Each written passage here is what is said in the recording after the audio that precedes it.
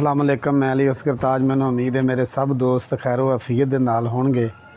प्यारे दोस्तों, अक्तूबर और सितंबर का ऐसा महीना है जिहदे विच जिहड़े शौकिया काश्त करन वाले होण या प्रॉपर जिहड़े ज़मींदार लोग ने वो सब्जियां काश्त करते हैं।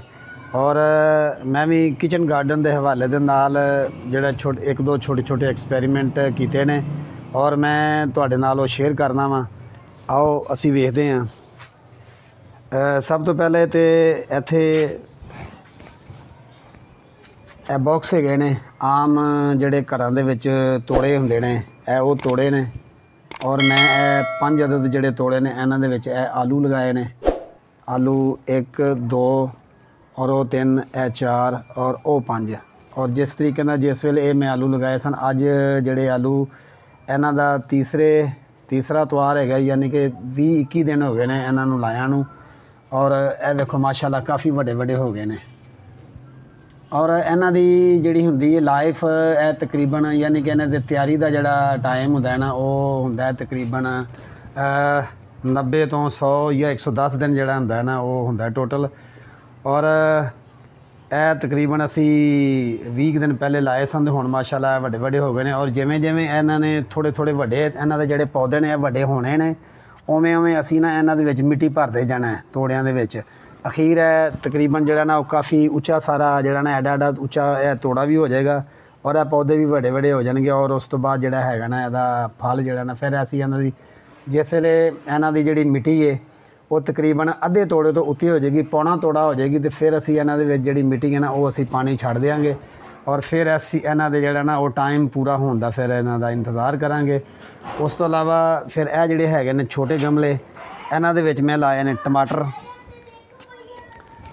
टमाटर इस तरह मैं कीता सी कि जिहड़े साडे हुंदे ने आम जिहड़े घरां दे विच टमाटर इस्तेमाल कीते ने, ओहदे एक टमाटर दे 4 हिस्से करके और 4 हिस्से करन तो बाद उन्हां नूं मैं लगा दिता सी और उन्हां दी बन गई पनीरी।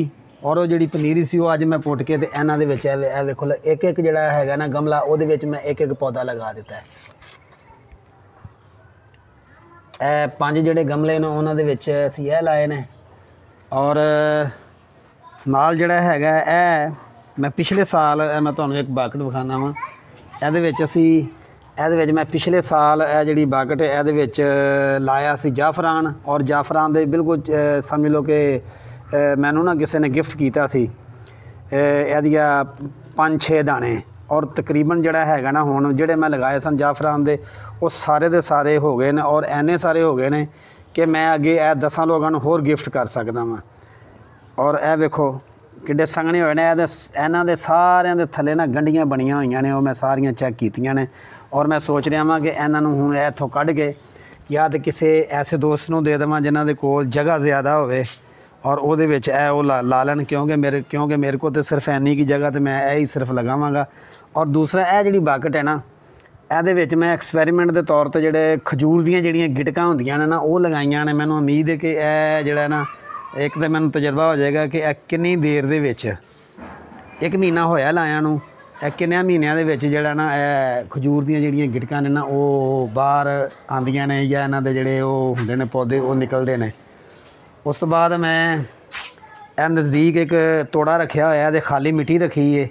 जिवें जिवें पौधे वड्डे वड्डे हुंदे जाणगे उवें उवें इन्हां तोड़ियां दे विच मिट्टी पा के ते इन्हां नूं तोड़ियां नूं जिहड़ा ना उन्हां दी मिट्टी ज़्यादा करदे जावांगे।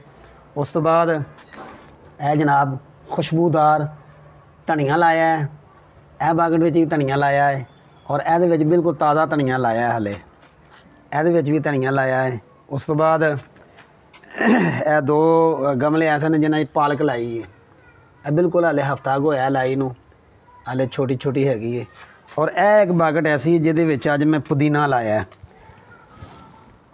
पुदीना दियां यानी कि बिल्कुल आम जिहड़ा हुंदा ना फ्रूट वाला क्रेट, उहदे विच प्लास्टिक का जिहड़ा तोड़ा है उन्होंने साइडों के उत्ते लगा के विच इहदे विच मिट्टी भर के ते इहदे विच पुदीने दीयां जिहड़ियां जड़ां ने वो मैं नप दित्तियां ने। और मैनूं उम्मीद है कि जिहड़ियां जड़ां ने यह भी पता लग जाएगा किन्ने दिनों बाद जिहड़ियां ने वो जड़ां पौधे कढदियां ने। और यह जिहड़ा मेरा छोटा जिहा बाग है छत के उत्ते शौकीया तौर पर मैं तुहानूं विखा रहा वां। ਔਰ ਅੱਲਾਹ ਪਾਕ ਦੀ ਬਾਰਗਾਹ ਦੇ ਵਿੱਚੋਂ ਉਮੀਦ ਰੱਖਣਾ ਵਾ ਕਿ ਇਹਨਾਂ ਨੂੰ ਫੁੱਲ ਵੀ ਜਾਣਗੇ ਔਰ ਫਲ ਵੀ ਜਨਾਬ ਲੱਗਣਗੇ।